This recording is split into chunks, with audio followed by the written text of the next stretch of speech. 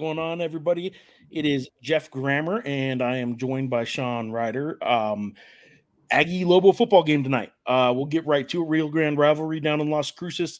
Sean, it is looking like the roof is caving in on you there. How are you doing down in Las Cruces right now? I'm doing good. Can you hear me okay? This AC is kind of blasting pretty hard right now. I can hear you fine. You're as loud as can be, in fact, and That's good. That's saying something. That really is. the reception is much better than it was recently. Monday. Monday. Yeah, the debacle. Yes. No, I am live from the visiting radio booth in Aggie Memorial Stadium. Everybody is just about cleared out at this point. So let's break this game down, man. All right, let's start with it. Final score: Lobos 50, Aggies 40. Final line at kickoff. It's almost like Vegas knows what they're talking about. And final line ended up being 9.5, 9 or 9.5, depending on where you got it. But Lobos were favored by 9 or 9.5, 1 by 10, so they cover. But anytime it's within a point, really Vegas probably can take the win on that one, and they do. The over of 54.5 was easily covered almost by the Lobos themselves in a 7 rushing touchdown night. This is a game that for 2 years, a rivalry that for the past 2 games went to New Mexico State's way. Obviously, they were also in bowl games the last 2 years, and Bronco Mendenhall era gets its first win now, not just in the rivalry, but overall. Both teams are now 1-4. Big takeaway for me was I thought the Lobos and their 7 rushing touchdowns imposed their will on the Aggies and then kind of kept the Aggies at arm's length, although probably should have done a much better job. When you score 7 touchdowns rushing the ball and you have 50 points because you're kind of messing around with a missed PAT, a missed 2-point conversion, it just seems like maybe you could clean up that. And then, of course, the penalties have always been an issue and were again tonight. But it's hard to be too nitpicky when you get a rivalry win and you put up 50 on your rivals on the road. So that's my big takeaway. Sean, what was the takeaway in post-game interviews that you had and just your general thoughts on the game? Yeah, you've done this far longer than I have and all that. But the kind of axiom, the thing that you always think about after like games like this, or really any game, honestly, that you're covering is like you're kind of looking for that one scene or that one moment that kind of sums things up or whatever when you move on to write about an insider.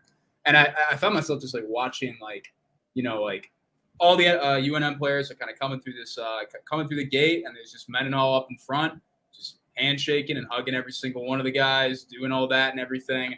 And that was kind of the opening question I had for him was like, what did that moment like mean for you and all that? Just like, say a couple words to one guy, don't say anything to the other guy, but just kind of there. And he said he didn't really have a description for that. It's clear this meant a lot to him. We asked him, what do you remember about your first win at BYU? He said he doesn't remember his first win at BYU. He remembers his first game in Virginia, though, beating Central Michigan, I think like 42-35 or something like that. He said it was kind of similar to this in the sense that, it wasn't a perfect operation, but the good things that they have been doing kind of finally broke through in a big way and all that. And that's pretty clear, right? In terms of, we're looking at these stats right now, 568 yards total offense, 320 rushing yards and all that. They ran the dang ball tonight. They got explosive runs, they got great short yardage stuff. I thought the short yardage stuff was really kind of keeping them afloat in a couple of regards before they were able to pull away. And as you kind of mentioned, like the arm's length deal where, NMSU was just hovering around 10 points. They had that missed 2-point conversion. That 2-point could have made it really interesting. Yeah. And the review overturned it. And then it kind of just sucked the juice out of the game right there, at least from my purview and all that. It didn't really feel like NMSU was kind of in it down that stretch. I do want to go ahead and I know this is a UNM-based show. Given the obvious circumstances that NMSU is going through right now with the offensive staffing and all that, and the fact Tell us about that. Yeah, so if you're not familiar, NMSU offensive coordinator Tyler Wright, first-year offensive coordinator. He was on staff the last 2 years as NMSU's special teams coordinator and tight ends coach. On Friday, a report from the Las Cruces Sun News surfaced that basically depicted his social media history that is still up there if you'd like to look. He's tweeted a lot. We're talking in the hundreds things that are derogatory to minorities, a lot of, jokes in poor taste and all that. In response to that report, Wright is not with the team right now. It's unclear if he is suspended. It's unclear if he's on leave, but he was not with the team tonight. At this moment right now, I don't know who was calling offensive plays for NMSU. I don't know. I asked the spokesperson earlier. He said he talked to Tony before the game, and Tony didn't even tell him. This NMSU presser is going on right now. I'm assuming they got an answer on it. I just haven't seen it yet. But, season high in points, wasn't enough to get the job done for NMSU. I really, truly, in my heart of hearts, felt yesterday, and I think I wrote in the prediction that I think the offense, this was before anything happened, suspension and all that, I want to be clear, that the NMSU offense was going to kind of show up and all that. And I thought they did in certain stretches. It definitely put UNM's defense to the test in a lot of ways. So I want to I'm going to go ahead and jump in, and we'll sprinkle in questions and comments throughout. Let me I'm going to put the stats back up on the screen.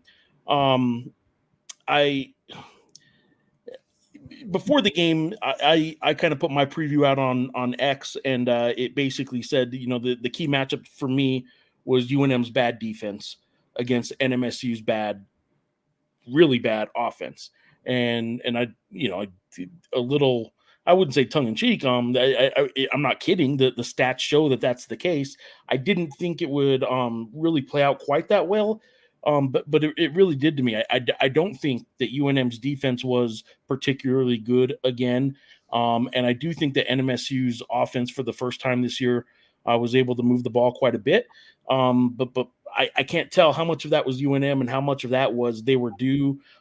You're not going to go all season without having some good offense. But the 2022 New Mexico Lobos would differ. They would they did go all season, didn't they? Is you're due in college football and all that. I will say this: I thought the Aggies putting up 40. I wouldn't have guessed that was going to happen. No, it's hard to say this was a squeaky clean game for the Lobos. I mean, it certainly wasn't when they just gave up 40 to an Aggies offense that I thought was really poor, and still think is really poor. But man, again, when you have a lead and you are kind of keeping a team kind of at arm's length, like the Lobos were, shootouts like that happen in this rivalry. There have been shootouts like that where the final 7 to 8 minutes of the fourth quarter end up with 4 or 5 touchdowns. It seems like, and I would be remiss, and the questions are in. So let's get on this. If I didn't mention that the most penalized team in the nation right now, the UNM Lobos, I guess you could say they cleaned it up since they had 16 penalties 2 weeks ago. They had a team record 17 penalties last week. And for 122 yards both nights. For how much? 122 yards both. For 122 both nights. 16 penalties, 17 penalties. And I guess you could say they cleaned it up because they only had 13 penalties tonight, but for 143 yards. I mean, what are we doing, man? We got Adam Lopez asking, and we will ask you, Sean. You were downstairs in the post-game interviews. Broncos' thoughts on the penalties. Did it come up? Yeah, so I'll color this answer with kind of an answer that Bronco gave earlier, and I included in a story yesterday. On Monday when we talked about the penalties and all that, and he said, he's like, look, I love analytics. I love studies. I love, things that can help you predict outcome and all that. And he's like, a lot of the studies I've read, he's like, and this is not to excuse penalties. He said, a lot of the studies that I've read and all that is that, penalties don't have the impact on outcome that you would probably anticipate and all that. Like 8 or 9 penalties sometimes, unless it is in 1 or 2 or maybe even 3 in a couple really big backbreaking spots and all that, it's probably not always, the direct, that really direct impact that you might imagine all that. He did add, he's like, there is a certain point where it does start affecting things. And he's like, and 16, 17 has to be basically that point. Like, we have to clean it up. And what he felt was that he didn't use the word overcompensating, but it's kind of like, penalties and all that. It is a deal where, sometimes it is just a guy out of position and it's a guy trying to make something happen and force some things and all that.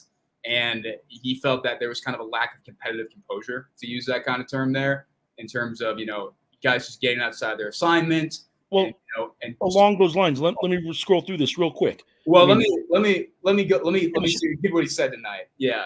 So I'll color that with what he said tonight. He's, we said, I think it was 13 for 143. Is that the total? 13 for 143. 13 for 143.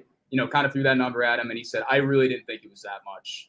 And he said, to his credit, there were kind of a lot in those final couple minutes and all that. I don't know about a lot, but like 3 or 4, it felt like. We have it up front. We can probably look and all that. He said he didn't really feel like, it had that kind of impact in a sense too, in the way that it kind of maybe sort of did before. But at the same time, he did give, the obligatory thing that you do say as a coach, like, yeah, we have to clean that up. And that's one of the many things we need to clean up at this point. The types of penalties, though, I get what he's saying, and you've discussed this before, and I don't disagree. I'm not by any means suggesting that he doesn't know his profession and hasn't studied his profession more so than I have. It's like, this ineligible receiver I'm seeing right here. That's a direct symptom of you play with Devin Dampier as your quarterback. Like that. Okay. But let's go through these penalties because a bunch of these are. I'm just going to read them off. Through every single penalty in the rivalry game. Well, listen to these though. You're sitting there talking about these penalties aren't big penalties. I'm not trying to unsportsmanlike conduct, unsportsmanlike conduct, personal foul, pass interference, horse collar tackle, face mask. Yeah. Pass interference, roughing the passer, pass interference. A lot of those I get are effort type, some penalties I get are effort type penalties. But man, multiple unsportsmanlikes, multiple roughing the passers, face mask can happen sometimes. In fact, I remember that face mask, come to think of it, and it is what it is. It wasn't, I don't think, a big deal. But my point is, some of these aren't just sort of effort penalties. Some of these are getting to the point where multiple unsportsmanlikes and multiple roughing the passers a game are kind of happening more and more. And that's what's shocking to me with the tone around this program being so disciplined, frankly. They seem so respectful. They seem to really buy in to Bronco. And yet on the field, you have some teams that any opposing fan base watching the Lobos for the first time are going to think the Lobos are a dirty team when you get repeatedly called for unsportsmanlike conduct, when you get repeatedly called for roughing the passer.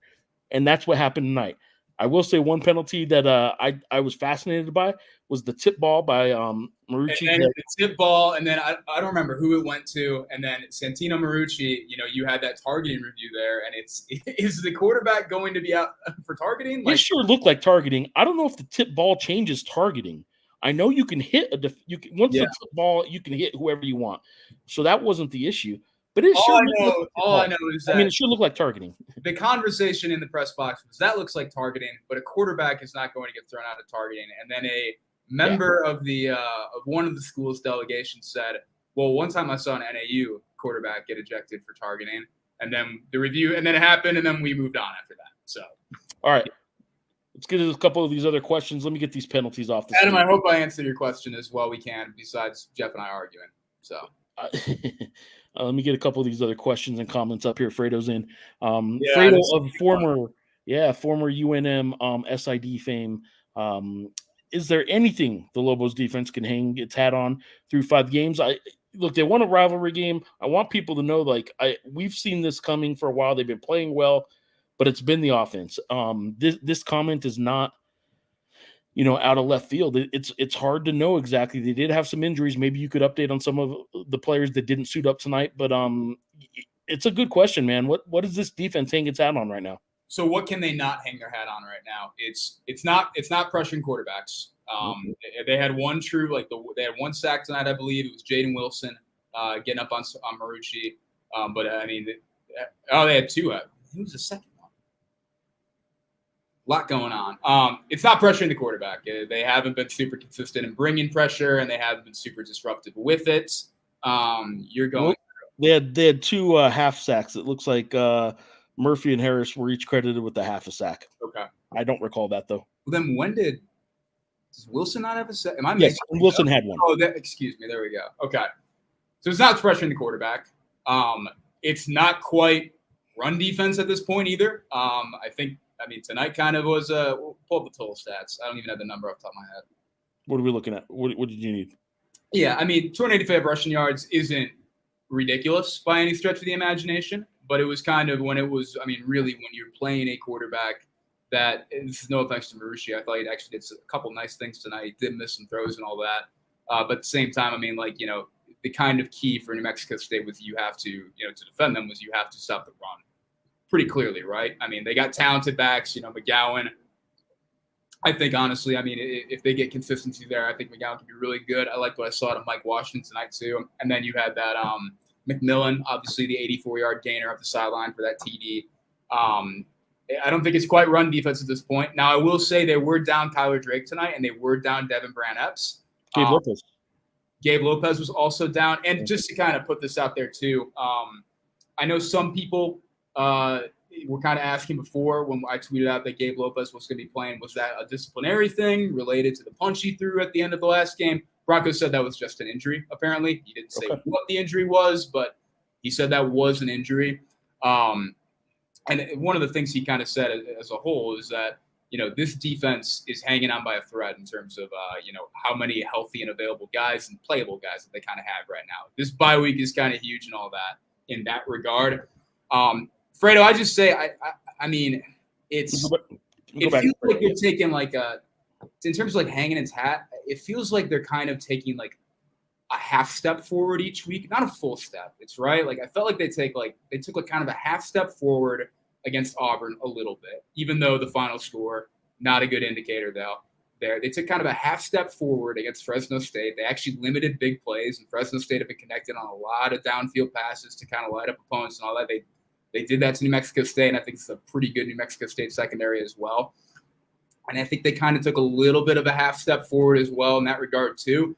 But, Bronco said, I mean, he made it clear. He's like, we have to get better on defense. We have to clean things up. Noah Avenger, he made that clear as well when we talked to him after too. So it's a really banged up unit. I think this bye week is going to be huge for them in that regard, just to get some rest for all those guys before the stretch run. But, yeah.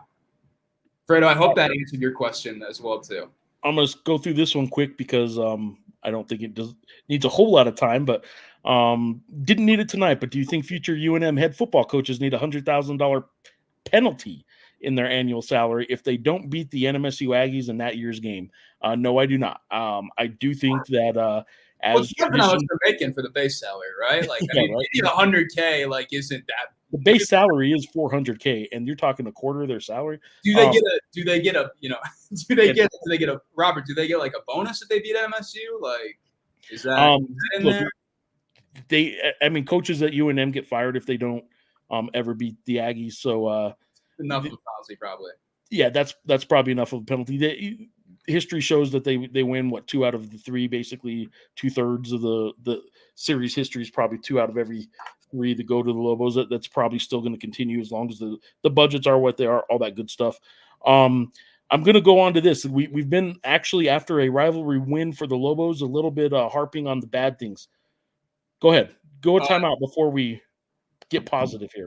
Time. All right. Nick Coppola, the Las Cruces Sun News beat writer, great guy, doing great work down here. He said Tony Sanchez said that O-line coach and run game coordinator, and I think he's like the associate head coach too. Andrew Mitchell, he called plays in Tyler Wright's absence tonight. Okay. That kind of was the vibe we got looking down on the sideline, but we weren't 100% sure.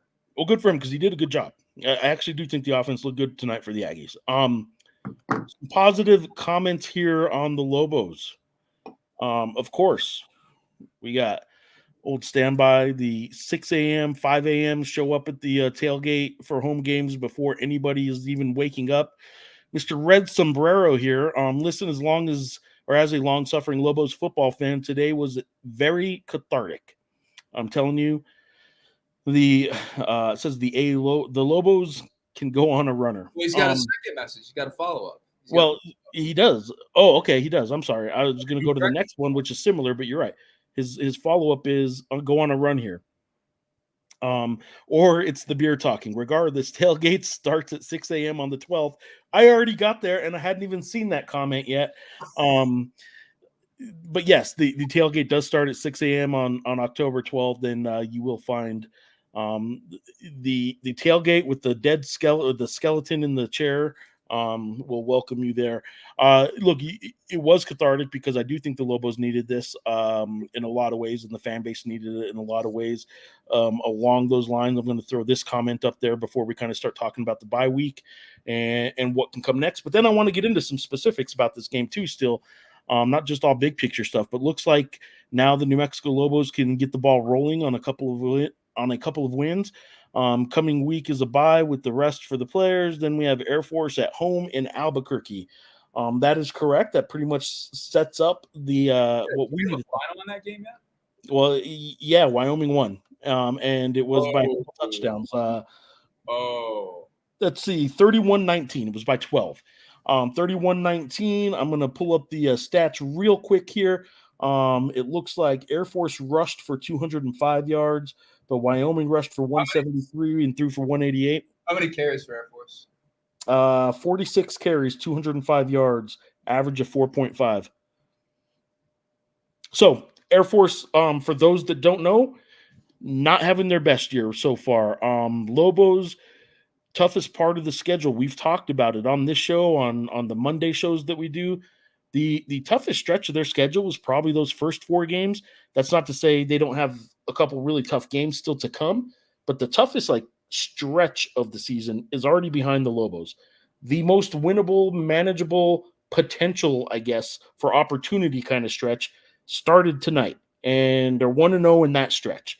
And there's about a 5-game stretch, I think it is, where they should compete for potential wins in about 5 games in a row. Remember, San Diego State hasn't beaten FBS school yet. Air Force not playing well. Wyoming won tonight because they played Air Force. One of those 2 teams had to win. Those teams aren't playing well. The Lobos have those teams. They had New Mexico State tonight. All those teams kind of in this stretch. Maybe they can get something running here. And you would think that a team is dependent on a quarterback as they are with Devin Dampier might be kind of a risky kind of season. He's still yet to be sacked. The guy's a maestro back there with at least avoiding the sack. Doesn't mean he always has positive yardage out of it or all that. And I don't think people need to count on him going all season without getting sacked. It is going to happen, but man, he's good at avoiding the big hit. I think that's maybe one of his best traits so far.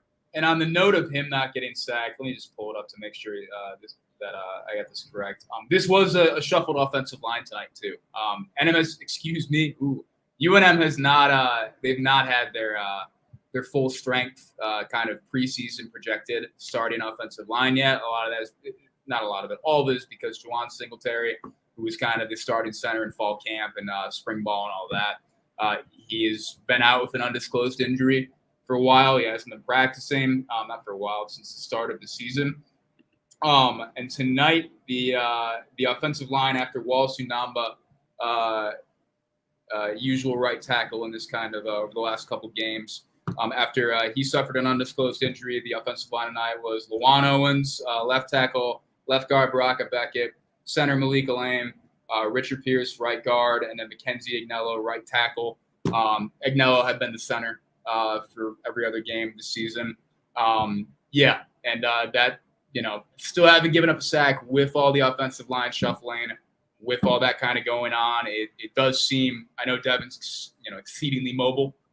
He's got a pretty good feel, and from what I see, some ways for some of the pressure that's kind of coming in on him. But it does seem improbable that there hasn't been a sack yet. All right, I'm gonna go. Just kind of keep rattling through another comment here, and then I do want to kind of go through some specifics with Devin and maybe some of the highlights player-wise. Half hour into this already, but yes, keep sending us your comments and questions if you have any. We were critical of the defense. Here's at least one comment. I think the defense played better than the final stats showed. They had their most tackles for loss on the season. Aggies got some garbage time stats at the end.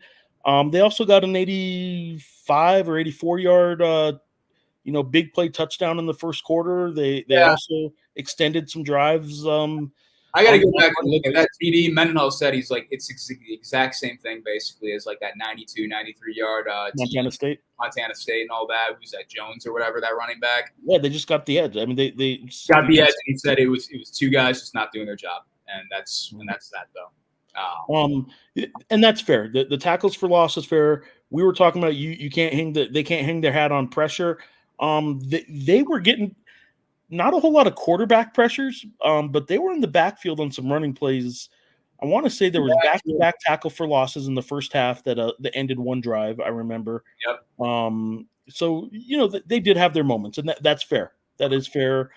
They had some moments, but what are we going to do? Like at some point, they're probably going to have more than just a few moments, but also as we're talking about, like they have a competitive stretch now. I guess I shouldn't say winnable because they still got a long ways to go before you start predicting wins on a regular basis for this program.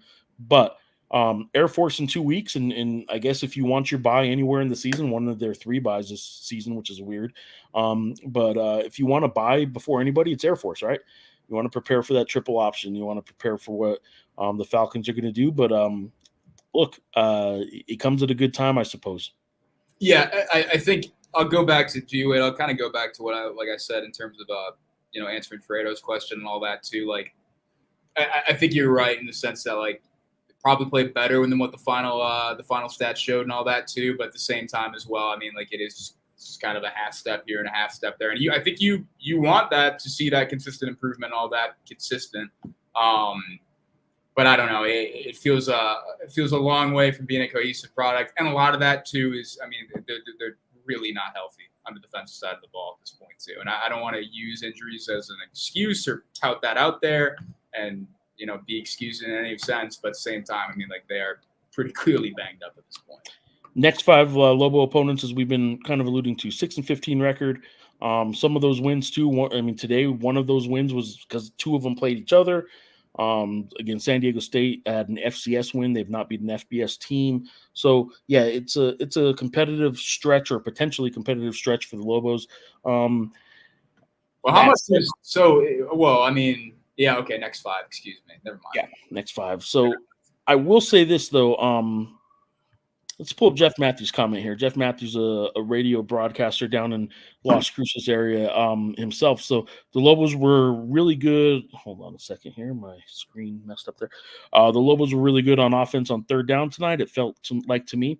I haven't seen the final stats. The printer in the press box was on the fritz for a spell, and I didn't have the live stats up.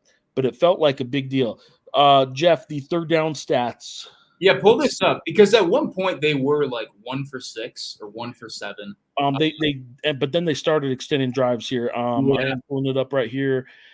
Where did the stats go? Okay, right here in the middle. Third downs, they ended up 9 for 15 on third down, compared to 5 for 13 for the Aggies. But yeah, 9 for 15 on third down. When you're over 50%, obviously that's the starting point, and you can get a little bit better than that and higher than that. You're having a good game, and they did have a good game tonight. Yeah, it didn't quite feel. It feels like the sensation with third down sometimes is almost like, especially with third and longs and all that. It's like hitting on like blackjack and all that. Like you just kind of keep going and going and going and going and going. It shifts the momentum over and all that. And maybe that can be contained to a single drive, sometimes multiple drives and all that. I don't know if I got that feeling in some ways. And that might have been because I was focusing on some other things in regards to what NMSU was doing and how that was kind of playing out. But yeah, 9 for 15, that's easily the best third down game for them this year. Third downs has been a focus going back to really heading into the Arizona week. Devin Dampier is a guy that talked a lot at that point about, getting that third down percentage up and being reliable there. And they showed that they could be really reliable there. I will point out, since I was the one that was kind of as you suggested, moving the goalposts a bit when I was bringing up my red zone stats against Auburn. You made the red zone. You literally they had 5 red zone trips against Auburn, but they had 7 trips inside the 30, of which those 7 trips inside the 30, they got 19 points. Tonight they get in the red zone 5 times and score 30 points, and that's 4 touchdowns and 1 field goal. They finished drives tonight, and they weren't able to against Auburn. Although against Auburn, that's why some people that have followed what the Lobos have done this year might not have been too surprised tonight by what the offense did, because they moved the ball against Auburn. They moved the ball against Arizona. They moved the ball plenty against Montana State, and they even got some yardage against Fresno State, although in more of a rally kind of situation as opposed to those other 3 games where they were early. Yeah. They were throwing the ball a ton too because they're behind. I mean, they didn't quite abandon the run game, but I mean, yeah, you got to throw the ball at that point. All right, I will say this now. I want you to talk individuals a little bit. We will, before I pull this down, we'll pull up the individual stats. We'll go Lobo specific here. Our guy Wysong only had one catch for 15 yards, and I've been highlighting him. One rush. I'm sorry, one rush for 15 yards. He led the team in catches. No, but look, my point was going to be, and I know you had more than one catch. And I'm sitting there looking at the rushing. It's getting late, dude. My point though is Wysong didn't have to have a big game tonight because they were running the ball so much. I thought Devin controlled things on the ground. I thought Rogers, obviously 3 touchdowns on the ground, was great. This running back by committee that I don't know if I should call it running back by committee, but I wouldn't either. It seemed, and I asked. I guess by carry it wasn't. 21 carries. No, it wasn't a committee, and it literally it was that second drive, and I was like, did I miss Eli? Was he not in warmups? I was kind of freaking out for a second. I was like, did I miss the starting running back and all that? Potentially being out just because he wasn't really out there. Yeah. He came back in, but he ended up with what? Yeah, 3 carries, 14 yards. No, and I asked Bronco, it's why, why was Rogers the guy to go too early and keep going with down the stretch? And obviously he made it work. 3 rushing TDs and all that. 2 of them short yardage. One of them was a 29-yard breakaway, I believe, in the fourth quarter and all that. And he said it was just kind of what he brings to the table in terms of that. He's super physical. He can be a violent runner and all that. He's not as shifty as Eli Sanders, or kind of I don't want to say, maybe more of a freelancing back like Sanders. It feels like Sanders has that proclivity to kind of get some yards out of something and all that. That's not quite Rogers. But the style of running that he brought tonight, it clearly worked. It worked really well, and and it made a big difference in the game. This is the second touchdown. In the fourth quarter, second touchdown, put him up 36-20. This was actually a very key missed PAT try too. I'll run some highlights as we talk about some of these guys, so you can keep going if you need to. On Rogers, obviously, he's a guy that I guess we thought coming into the season, Andrew Henry, right? And we thought, maybe Eli and coming into the season, it felt. Towards the end of fall camp, it became pretty clear that Sanders was going to be the guy out of the backfield, right? It became pretty clear to a certain point. You didn't quite know what the pecking order was going to look like in terms of, Jacobs and Henry and Rogers and all that too. Towards the end of camp, I felt that, it was probably going to be Henry, the 2 back. And obviously, he hasn't taken a carry. He hasn't had a carry through 5 games. And currently, he wasn't with the team tonight, I'm pretty sure. Not pretty sure. He wasn't. Due to the eligibility thing that's kind of going around right now, and hope to get more answers on that soon. Jacobs has honestly surprised me in his usage somewhat. It felt like the last 2 weeks he had become kind of interchangeable with Sanders and all that. But Rogers was a guy I was interested in, coming in from Campbell and all that as well, in the sense that, he's a physical rusher. He's kind of he's a built guy. And he just kind of worked his way up the pecking order and all that. I did not expect there would be a game where he would have 21 carries at any point, just because of how they kind of advertise the running back room at this point. But it worked tonight, and he had the style that fit the game in a lot of respects. I should have had more Rogers highlights ready to go. I have all 3 Devin Dampier touchdowns ready. I only had 1 Rogers touchdown clip here. Backs, man. Come on. Devin Dampier, though, with 3 rushing touchdowns. I like this one here. Was reminiscent of the right. Of the boot against Montana State, right? The naked boot, against Montana State. This one could have gone for 30+ too, just like that one. It's just they weren't as far out. But man, the defense was once again really fooled by the boot. Devin has a knack for it, I guess, huh? Yeah, it was funny. I think Rick asked one time after the Montana State game. He asked Bronco, he's like, "Will you put it on tape now? Will the naked boot ever work again?" And Mendenhall said, yeah, it'll probably work again because it's gone multiple times against our defense, and we practice against them every day. So Yeah. So this one is my favorite Devin Dampier highlight of the season. Maybe I do think that one scramble he had for only like 15 yards, but ran about 80 yards against Auburn might have been my previous one. The naked boot against Montana State was right up there. But here we go. This is my new favorite Devin Dampier highlight of the season because of the way he hits the pylon, spinning over this guy here at the Yeah, end. you got Session coming right there, go for the dive. He, extends the arm and all that. I don't even need to talk about it. I mean, it's on the screen anyways. So. Ball comes loose a little bit there. Maybe there was some hope for some Aggie fans there, but no, it comes loose after he knocks over the pylon with the ball. Yeah. Once you touch the pylon, it's a touchdown. Mm-hmm. I'm going to watch it one more time. I'll also add this note too. Devin's had 6 interceptions total over his last 3 games. 2 in each game, pretty even there and all that as well. There were kind of some scrambles that were, to the sideline and all that, and a couple where I think if you're watching and you're a UNM fan, you're like, whoa, like what's going to happen next? And those were kind of scrambles where he's kind of turning around and looking downfield and all that, where he was throwing picks before. And that did not happen tonight. And always in a completion or a pickup or a 15-yard gain or whatever, but he did not make the mistake of, trying to make something from nothing and force it down the field and all that into a position where the defense he got spades. I got spades going. I was playing spades with my daughter earlier. That's not what I meant to do. Obviously, what I meant to do is this. You got Bill Mike playing spades. Yeah, right.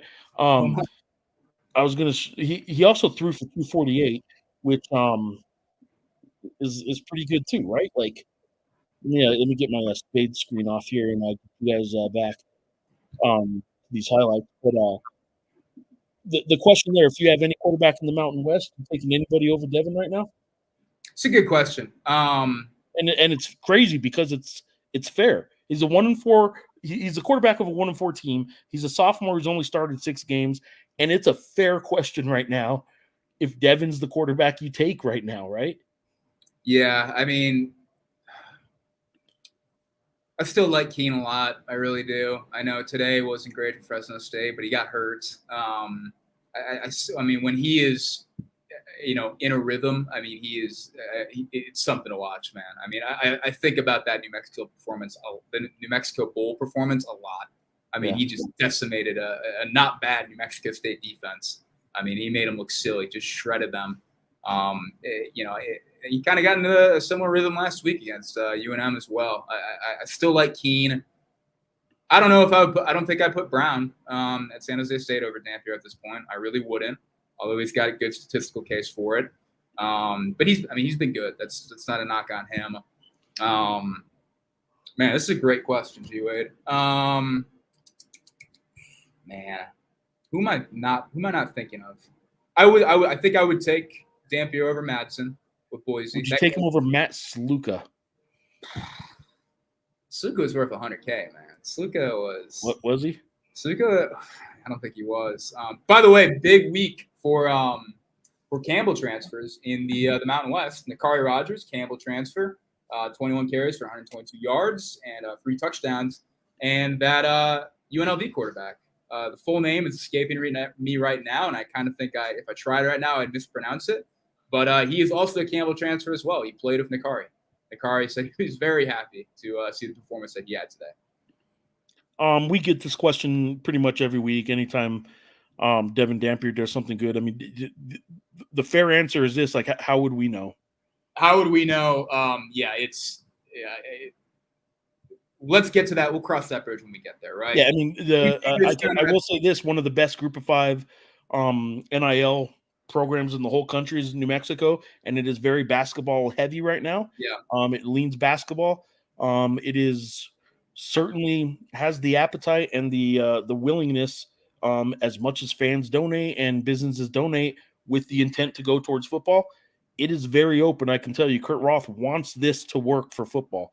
Kurt Roth, who's in charge of the NIL, he absolutely would love this. He aside from being fond of Bronco personally, and being neighbors with the guy, I can tell you that Kurt Roth absolutely wants football to work because he doesn't want what happened this past couple weeks with conference realignment to be the existence of UNM athletics.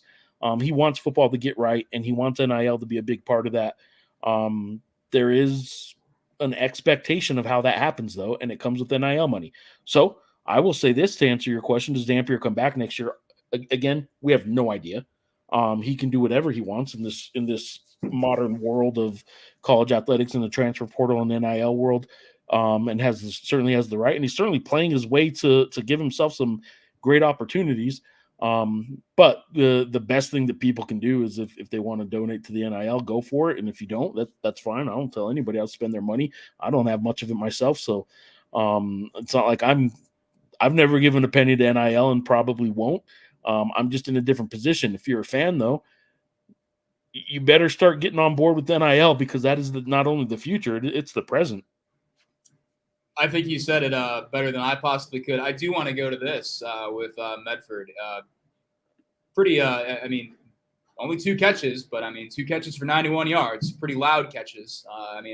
This one for sure set him up in the red zone. I'm pretty sure the other one going the other direction. I think that was this one set up the sideline. That was like a 41-yard gain too, something like that. Well, the Ryan Davis one was a 41. I don't know what the other one was for. The other one might have been around there for Medford too. High 30s or something like that. But yeah, this is a question in some ways for me. I mean, it's and I've written about it a little bit too. How can UNM make sure they're getting the most out of that X receiver spot with Medford and Trujillo? Because I've been kind of banging the table with it. It feels like they need more, and they're going to need more production out of them to win games down the stretch, really. Trujillo 1 catch for 41 yards tonight? Something like that?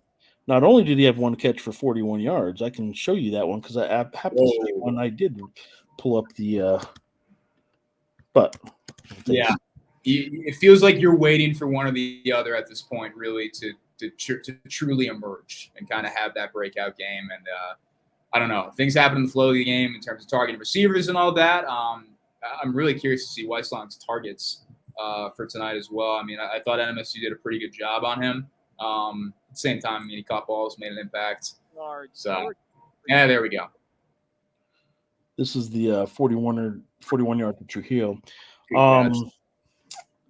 I do have the let's pull up these stats here again. Targets for who are you looking for? I'm sorry. Weislong was targeted 9 times for 15. Medford targeted 4 times. 9 might be the lowest for him for the season. Yeah, 9 targets. I think you're right. I think he had double-digit targets all season. I said for 15. He had 15 yards after catch. It's just I'm looking at the columns wrong. Yeah, I know, right? Medford, though, targeted 4 times. He had 2 catches for 91. Yeah, and I mean, Ryan Davis 6 targets, and then the other ones were 2, 1, and 2. And there was 1 horrible pass. Bruckler was targeted twice and had 1 reception for 4 yards. That other target was nobody pressuring him really, and just kind of like underthrew him by a good 5 to 8 yards, and he was wide open. That one really probably could have probably put the game away at that point. I think that was Who was it? It was Weislong on the first drive too. He had him basically wide open and kind of overthrew that one as well. But was that double coverage? I don't remember off the top of my head. It might have been, and he might have been throwing it intentionally long, like only my guy gets it or nobody gets it. But he overthrew him. This is the best sports show in the world. Just listen to Sean and Geoff kind of hazily remember plays that happen. Like Hey, I will say this. I want to tell people. I don't want to poo-poo on this number, but I'm looking at social media right now, and I'll start with Boise State. They're playing Washington State tonight. They just set a program record for attendance. It says 37,711. Nice game attendance for Boise State. Good for them. The attendance tonight, though, for the Rio Grande rivalry, 21,062. It was a good crowd. I thought it was a good crowd, but I did see some empty corners that didn't used to see that in this game. Even as bad as these two teams were, you wouldn't see the empty corners as much as I saw tonight, and it was a little disappointing. But it's just a different vibe when one team's 0-4 and one team's 1-3 coming into this, or 1-2. I'm sorry, coming into this game like they were, and they were 1-3, right? Say it again. What are the Aggies now? 1-4 or 1-3? They're 1-4. Yeah, they're 1-4. So both teams are 1-4. I will say I can't comment in the way that you have, the way that you do, because I haven't been around this rivalry all too long and all that. I've been around for really a little bit of time in this rivalry and all that. I thought both student sections showed out kind of well. I don't know how much the broadcast kind of did it justice. The tarp over separating the student sections as well. The kind of like DMZ basically. Yeah. It seemed like that kind of worked out, but I mean, New Mexico State student section, I mean, like that was, I mean, really, it started clearing out towards the end of the game as things kind of, set in course and all that. But at the same time, I mean, it was pretty impressive how they packed that out. And I thought good showing on the UNM student section as well. What happened there 2 years ago? Increased security tonight. Yep. We'll find out. Maybe something happened, but I can tell you as of right now, I don't know of anything. I haven't heard of anything. Didn't get any text messages about anything. Yeah. Anything that did happen, I'm sure there are some Lobo fans that probably could tell us, oh, they did this or this happened or whatever. You can do that at a lot of games. I don't think anything that I've heard of as of right now was kind of out of the ordinary of any kind of rivalry game.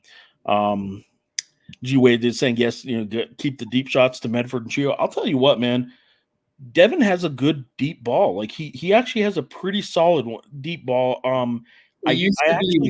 It used to be like, I remember like how wild it was when he first came in and he was playing behind Hopkins. I mean, the first time I remember watching him live, during practice, like this guy's got an arm, but it's not a lot of touch on the deep balls and all that. Well, I think the word you used there was a good word. Like it was wild. Yeah. I think what he's doing now is when he does miss, it almost seems calculated how he's missing. Like you hear NFL quarterbacks or NFL broadcasts talk about he put that into place, only his guy could get it. There aren't a lot of college quarterbacks that really play that game because it's really hard downfield, especially to be that accurate and know what really do what you want to do along those lines. But it really seems like Devin Dampier, when he misses downfield, it's sort of a let me try and put this in a spot that either my guy gets it or nobody gets it. Now, he hasn't had a single like kind of in terms of pushing it downfield, a true deep shot and all that. Like 20, 25 plus yards and all that. He hasn't had really. I mean, am I going to rehash all 6 picks right now? I don't know if I can. He hasn't had a lot of picks in that kind of range, from my recollection and all that. Last week, I mean, those were more intermediate passes, really, where Fresno State defenders kind of jumped on. The others, we've kind of rehashed that as well. Some were deflected balls and, all that. So, well, I will, I brought this up in a notebook at one point, I believe. Not a comp, but just the statistical thing there, too. I mean, what's his total numbers? Do you have them right now? Who, Devin? Yeah. I do not. Oh, no. Let's see if I can pull them up here. I mean, I have what T did tonight, but it doesn't really help us. So what was your notebook about? I don't remember which notebook it was. See, this is a great show, too, now. I think I wrote about that, but I don't remember when I wrote about that, so we can pull it up. I'm pulling up golobos.com stats right now for the season. I don't know if that Frank has updated. Here, I got it. It's ESPN. We don't have tonight's games updated yet. ESPN, I think, is updated. So he's over 1,000 yards, 1,061. 1,000 yards over, 1,000 yards plus, 6 TDs, 6 interceptions. Oh man, he is at rushing 262 rushing yards with an 8.2 average rush on the season so far, with 3 rushing TDs, so 9 TDs total, 6 interceptions. He hasn't had a fumble on the year, correct? He saved one tonight. I don't think he's had a fumble yet. Yeah, I'm looking at Go Lobos does have it updated. Or a lost fumble, but I'm looking at passing. You already went through passing, right? Yeah. Rushing as well. Yep, rushing. I don't see fumbles, no. I don't see him as having a fumble lost. Okay. Do we care about passer rating? Sure we do.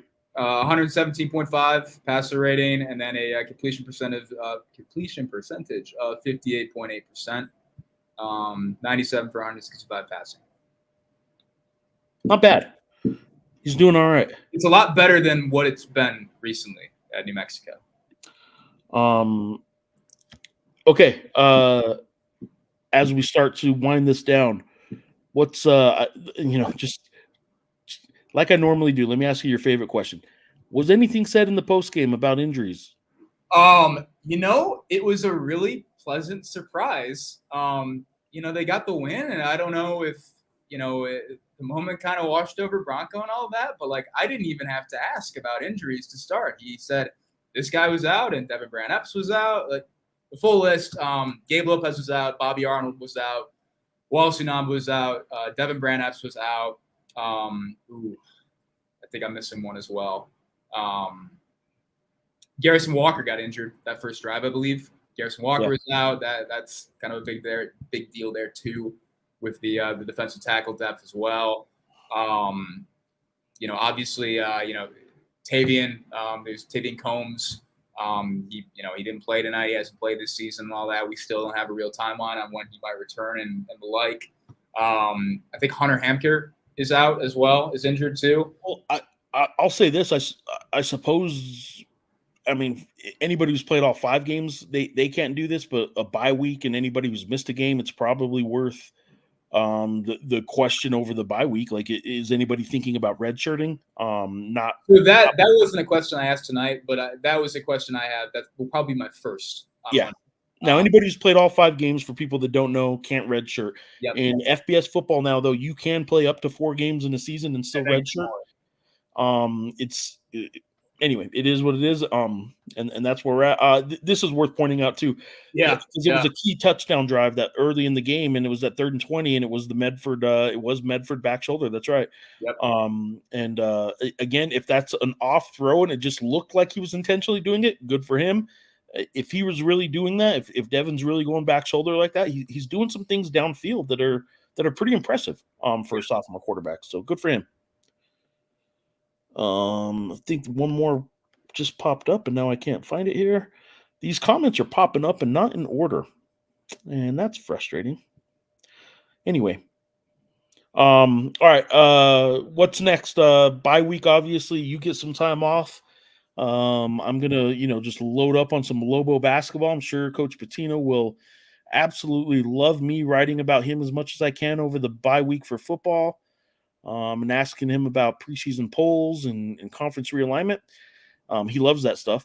And did conference realignment come up at all in conversations tonight in the press box, or when you're talking with people at halftime or anything?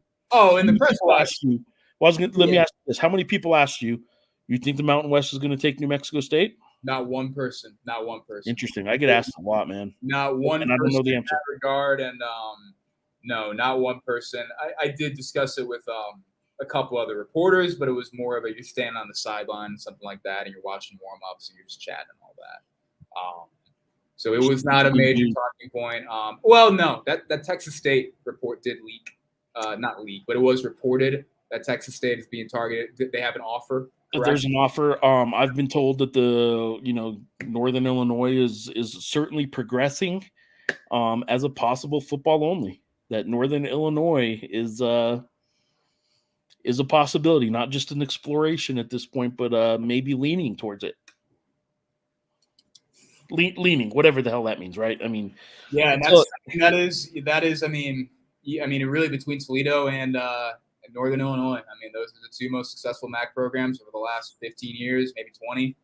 Well, and again, what I'm telling people about like why this makes sense, it doesn't. None of this makes sense. No. But at this point, if the Pac-12 is this, and the Mountain West is this, and they overlap in their markets, completely overlap in their markets, the Mountain West knows it's going to be a little bit below the Pac-12. What can it do at all to make itself just differentiate from the Pac-12? That's going to the Midwest. I don't know that them exploring Toledo and Northern Illinois out of the MAC. Midwest, young man. Yeah, I don't think it's necessarily we really think this is the future, this is the way to go. I really think it's part of their attempt to, we got to do something that's just a little bit different. Otherwise, there's not a chance of us getting any extra money at all because we're just overlapping footprints right now with the Pac-12. Yeah, and look, I'm a Midwest guy. I'm a Big Ten guy. I'm a MAC. Well, Big Ten you can't even really say because they got USC, UCLA, Washington, Oregon in there. So I mean, whatever. But I'm a MAC guy. I'm a GLIAC guy.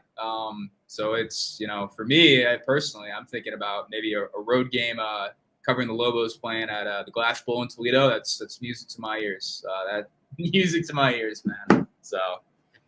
What was the pregame spread? Did you get some enchiladas tonight in the press box? Man, I did not eat before the game. I really didn't. And it was, I think it was a little bit of the trauma from covering the Liberty game down here. I might have loaded up a little too hard on some enchiladas before the game. And you are a Midwest guy who's a little picky on his eating. Yeah, a couple 2-minute timeouts and all that, and I had to get up and sprint to the bathroom and make sure we were good to go. So played it safe tonight. Big game. You had to take the precaution there. So no, I'll probably get Whataburger in a little bit though. So that drive-through now line's gonna be nuts. But that kind of coverage, you don't get that anywhere. You don't get that. Yeah, really. I don't. What beat writers out here talking about? I couldn't risk it tonight with the enchiladas. I got Andales today though. Andales is always delicious. All right. Where do the Aggies go from here? They're already 0-2 in conference too, man. Well, I mean, there's kind of a big question there too with the right situation right now, right? We don't know how that's going to develop. I'm assuming I'm going to walk out of this room and be able to talk with a couple of New Mexico State reporters about what was kind of said tonight as well. I think definitely some progress on the offensive side, whether it was UNM's defense kind of messing things up and all that. I think in my mind, I think there's a balance between the two, honestly. I don't think it was, skewed one way or the other. But I think the offense, it showed some nice things in kind of an adverse situation and all that. It's clear that Marucci is in a spot. I mean, if Marucci came out and threw 3 picks and threw for 58 yards or something like that, you might be packing up for the season at that point. Because Deuce Hogan's down, Parker Wadd, the run with him as a starter, just not productive there. So I think they got a little bit of maybe not outright questions, but they got some things kind of going with the quarterback spot in particular. I still like this running back tandem of McGowan and Washington. I think that could be successful with the right consistency. And they didn't have Shiazi Pete tonight, and that's an injury that's been hurting them. They haven't had him all year. He's a preseason all-conference left tackle. He was really good last year. They did get Kanan Yarrow back tonight at center, and that's kind of key there too. And defensively, I don't know. I'll probably reserve any take I have on the defense, for after I watch the game tonight. I still think there's a good deal of talent, particularly in that secondary as well. And I thought they did some nice things tonight, but obviously they gave up 50 points. It's kind of similar to what we've been talking about with UNM in the sense of, hey, they lost by, this lopsided margin, but the defense did this well and all that. So. Well, here's a quick snapshot of the scores around Conference USA tonight. Obviously the Aggie Lobo game there at the top, but Western Kentucky losing by 1 at Boston College. They were up 20-7. Yeah, I know that's a game you're frustrated about losing in that situation. That's team without Thomas Castellanos. Yeah, but 20-21 Boston College, that's good stuff, man. That's a good game. Texas State, Sam Houston State. Sam Houston, man. I kind of had my eye on them throughout the day, and they went down 37-21 at one point. I'm pretty sure. They just kind of roared right back into it. They had the walk-off field goal. They had the field goal of 6 seconds remaining. That's a big win for Casey Keeler and all that. You kind of saw the growth potential there in regards to what they could do in this league. Second year as an FBS member and all that as well. But apparently, Texas State reporters they were told to go after the game. They were told to go to where Keeler was doing his post-game press conference. Sam Houston State head coach Casey Keeler. And then G.J. Kinney, the Texas State head coach, was going to show up after. And apparently, Texas State's their SIDs and Kinney, they just did a press conference without all the reporters that went all that way to go cover them and all that. I'm aware of that happening before. And that was a game that I don't think Kinney managed very well. I think there was absolutely some questions that needed to be asked there. If there is any wiggle room for a coach in a bad loss to get out of there, he will. Yeah. I shouldn't say all coaches. They're not all like that, but but after a bad loss, yeah. Quick snapshot of Conference USA. I'm going to go to Mountain West now. These are the standings right now for Conference USA. Liberty did not play App State this week due to the hurricane. That's right. Helen. There we go. One of them, Helen. Okay, Helena. one of them. All right. But yeah, you got your winless New Mexico State and 2 already in the hole in conference play. Yeah. Obviously not a very good start to the season for the Aggies right now and for the Tony Sanchez era, and that's unfortunate. Liberty still hasn't lost a Conference USA game, but Sam Houston looks pretty good. I mean, it's going to be interesting with them. Let me jump over. I will go back to the Mountain West scoreboard first before I go to the Mountain West standings. It's early to care too much about standings, but here we are. I lied. Mountain West scoreboard, because the Boise State-Washington State game is still on, but it's out of hand at this point. Boise State is up 45-17 2 minutes ago in the fourth quarter. Any of those scores surprise you, though? UNLV, I watched the bulk of that game, and 59-14, it was – I'm telling you, they had negative 15 rushing yards in the third quarter, did Fresno State at one point. This is a Fresno State team that beat New Mexico State 48-0, and a Fresno State team that beat New Mexico just last week 38-21.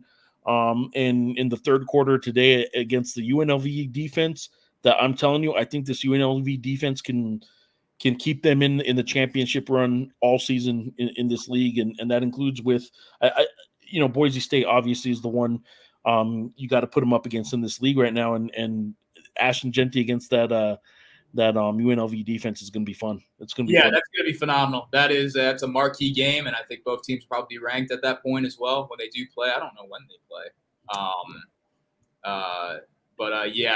This Washington State game, a little bit of a heartbreaker for me on one end. I may or may not have texted a group of friends today who asked me, are there any games you like today? And I said, I love Wazoo plus 6.5. And that's just not going well on my end. No, Boise definitely going to be continue to be ranked. They will have my vote this week as well. San Diego State, that was a last-minute field goal. I don't know if it was as time expired against Central Michigan up in Mount P. My least favorite directional school in Michigan, actually. And then Air Force Wyoming, I will be watching that at some point this week, and I can't wait. I'm really excited to see how that all went down.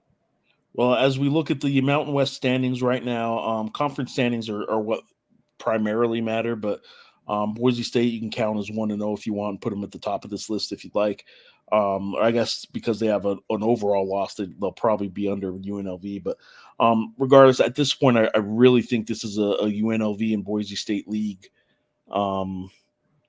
Could somebody pick off one of those two? Yeah, of course they can. But I think those are the two best teams in this league right now, and frankly, I think it's a little bit of some space between those two and everyone else. Again, that doesn't mean I think those two necessarily have to or will run the table independent of facing each other, obviously. But I think there's enough of a gap between UNLV and Boise State and the rest of the league that I'd be shocked if it's not those two in the Mountain West Championship game.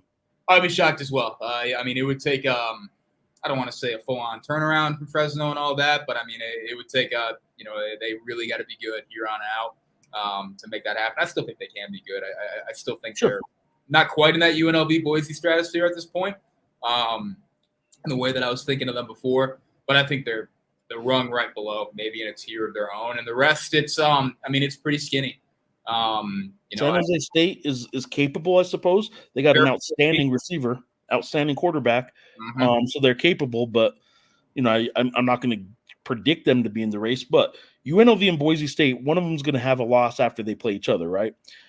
If Fresno State can hold serve all season and finish with just 1 or 2 league losses, and UNLV or Boise State, whichever loses to the other, maybe gets picked off by somebody else. I mean, you still have an outside chance, but man, UNLV looked really good today against Fresno State. So Yeah, and and look, it's college football, right? I mean, no two teams are usually, no team is usually the same on a week-to-week basis and all that, right? I Yeah, mean, a lot of fluctuation. the way it is, and this was pretty clear. I mean, watching it, it's the UNLV team that was very motivated to kind of come out and say, "Hey, we are, well, I mean, like we do not care that guy left us. We're going to be perfectly fine either way." And they rocked Fresno State in all three phases of the game.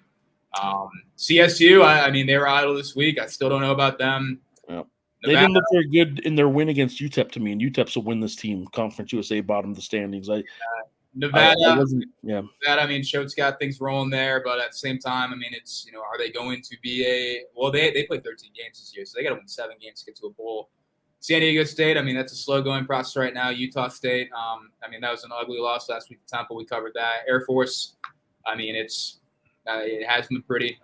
Well, how about this, though? I mean, these two teams, when they play in 2 weeks in Albuquerque, Air Force and UNM, like one of those two teams is probably going to be scraping the bottom of the barrel of these standings all season, and that game's going to have a lot to do with it because I really think UNM has a chance to go on a little bit of a run. I'm not saying they're going to win these 5 games, but I think they have a really good chance of winning multiple games.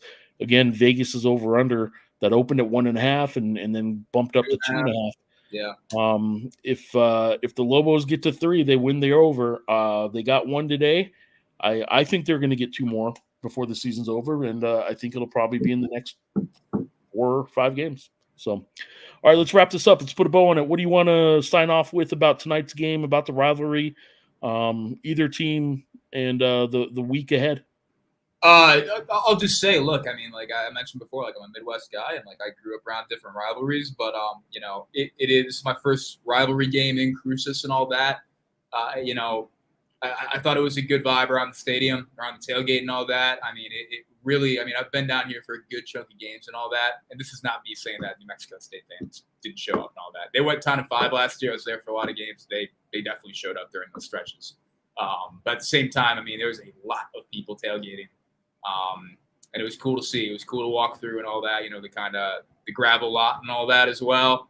I mentioned the student sections earlier too. So, I mean, from my perspective, which isn't quite in the crowd and all that, it seemed like a relatively good vibe, regardless of who you were kind of rooting for and all that.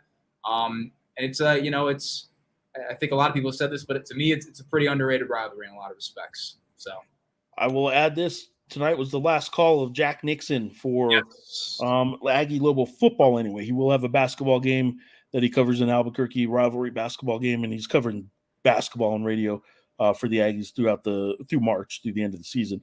But Jack Nixon had a podcast with him this week. It's a good listen. If you're a Lobo fan, you probably haven't heard any opposing fans radio guy very often. Jack Nixon's a pro and has some good stories to tell. You should listen to the podcast. Are you going to have a podcast this week, Sean, or with the bye week, does your pod Writer's Block, does it go on bye as well? I am undecided at this point. We did not do a pod during the first bye week, and it kind of felt like it was a little too early to bring in a guest for certain conversations I was interested in talking about. I think we'll have a pod this week. It'll probably drop a little bit later, Friday, but I'm kind of in between what we might do. It might be just me kind of rambling, or there are a couple guests I kind of have in mind. Do you know yet if Monday is Bronco going to do a presser? Yeah, so he did on the last bye. He will be doing a press conference, so when we do our next live, we'll be able to talk about a lot of things he said. I have a laundry list of things to ask him about, from red shirts to, I mean, we're going to get into the numbers on this game as well, and watch the tape back, obviously, and, be able to ask, some more, some better questions than, when you kind of sprint down and do the post game and all that as well. So, yeah, we will have more to come off of that as well. And I don't know when we'll get players next week. It won't be on Monday. But we'll probably have a player session as well. Sounds good. I think that's good. Lobos 50, Aggies 40. Sean, I appreciate you for giving us over an hour when you still got some work to do. The viewers that watched and left us some comments here, much appreciated. And let me sign this off here. So thank you for being here, and you should check out all our coverage on abqjournal.com. You could help support local journalism by going to abqjournal.com/subscribe, and you can subscribe to our digital product, our print product, or a combination of both, and it'd be much appreciated. For me, until next time, I guess we will be having a Monday afternoon podcast after the presser. Sean and I will, so you can look for it here on X or the Albuquerque Journal's YouTube page. And I will be having some sort of podcast as well next week. I think I'm going to be doing a reader mailbag podcast, maybe live with a guest, a Lobo basketball assistant coach guest next week is the hope. I don't mean to steal your thunder either. I am tentatively planning on doing a reader mailbag myself. Probably in article form, maybe podcast. We'll see. So I'll be putting that out tomorrow. So if you have questions, look out for a tweet and send us your questions, everybody. Email. All right, guys. Thanks for watching. Thanks for listening. Sean, thanks for your time. Geoff, thank you, man. Until next time. Thanks, guys.